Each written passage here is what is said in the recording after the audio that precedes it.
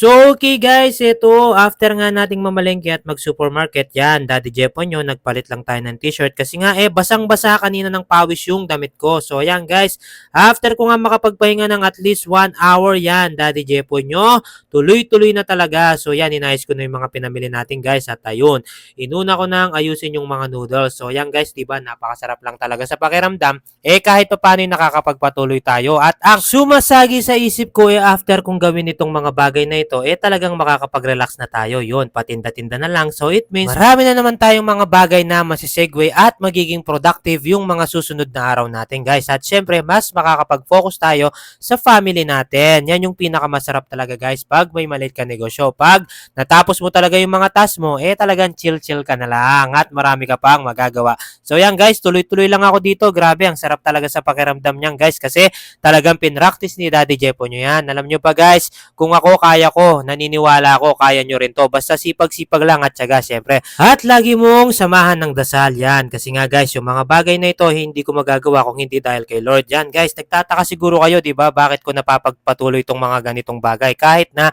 nakakapagod. Actually guys, part 3 na ito ng ating A Day in a Life. So yan, Daddy Jepo nyo, halos itong bagay na ito, ginawa ko lang naman ng isang araw guys. Para naman maipakita ko sa inyo na wala talagang imposible. Basta gusto mo yung ginagawa mo. At kailangan talaga i-enjoy mo yan guys para hindi ka gaanong mapagod. Grabe talaga guys, minsan naisip ko nung nakikipagtrabaho ako, napaka-productive ko naman, bakit wala talagang nangyayari? Yan, mga konting realizations na naman ito sa buhay ko guys.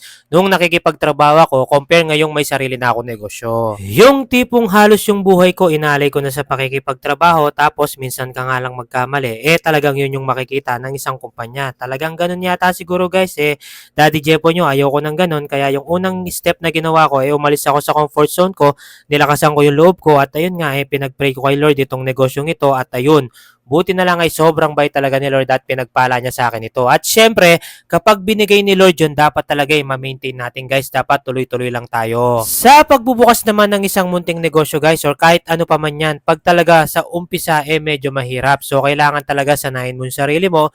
Dapat talaga bago mo rin pasukin yung business na gusto mo, willing ka kasi may mga sacrifices din yan. At alam nyo ba na may mga time din na kukunin sa'yo yan. So kailangan control lang din kung may lakad ka.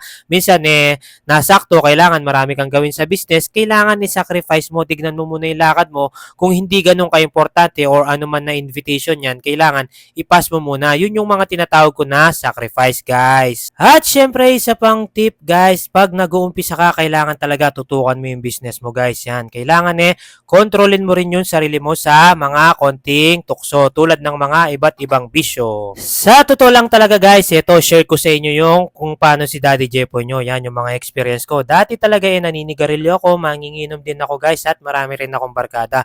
Pero mula nung nagnegosyo ko, yun, sinurrender ko na lahat yung guys. Talagang tumutok na lang ako sa pagbibusiness. At alam nyo ba guys, na sobrang dami nang nangyari sa aking buhay mula nang huminto ako sa aking mga bisyo. Yan, unang-una talaga guys yan, nakatipid ako. So yung mga pera noon na ginagastos ko para sa bisyo tulad ng sigarilyo at alak, naitatabi ko na pambayad ng ating mga bills dito sa tindahan at sa aming bahay. So ito guys, pakita ko na, tapos na ako. Yan, pansin nyo naman, punong-puno na naman yung ating tindahan. Grabe, nakaka-fulfill talaga sa aking sarili guys. So ito, coffee break lang tayo guys. Halos ginabi na ako dito. Yan, ako grabe, napaka-productive natin. Sana natapos nyo yung 3 A Day na life ko guys. Yan, isang araw ko lang ginawa yan. So yun lamang guys, syempre, bye-bye, finger kay sa akin and God bless you po.